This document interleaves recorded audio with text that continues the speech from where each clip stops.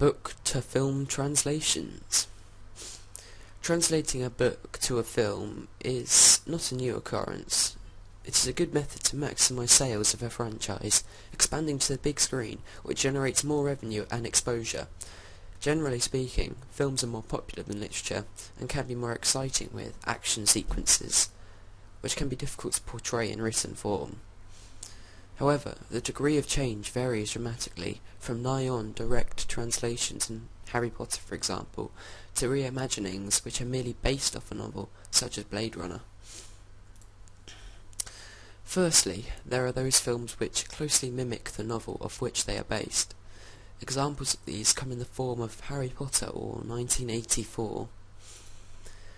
The obvious benefit of these are that critically acclaimed works remain intact, with little or few edits made to accommodate the new medium.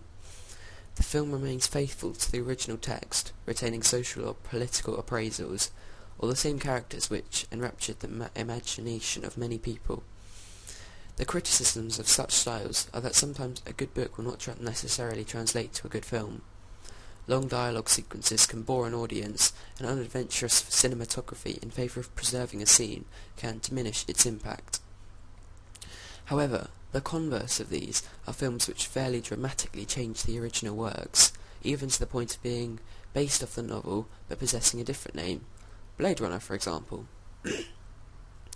Blade Runner is based off Do Androids Dream of Electric Sheep, a novel written in 1968 by Philip K. Dick, regarded as a seminal piece of science fiction literature. The film enjoys a similar status in the film medium, but there are fundamental differences between the two versions. There are different characters, plot devices, and endings, but both are classics. As is conveyed through this example, there are definite advantages to editing the text for the benefit of the cinema, to the point of Blade Runner ranking more highly within their respective media. However, critics argue that Blade Runner reworked parts to include action just to appeal to a more simple audience. As such, there are complications whether one sticks closely to the text or completely alters it. Maintaining a happy medium, franchises such as Lord of the Rings make changes for the benefit of a different medium. Franchises such as Lord of the Rings make changes for the benefit of the different medium, while retaining the same characters, locations, and plot events, to name a few. The quest to return the ring remains the dominant quest, and the way the various parties of characters interlink works well in the cinematic style, ensuring the audience spends enough time to foster emotional links to them, while retaining the overarching story.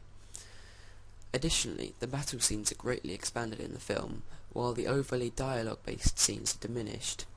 In this way, the original novels are preserved, but also edited to a style which suits the cinema better. Consequently, this place in between seems the best to suit book-to-film translations, retaining the best of both media.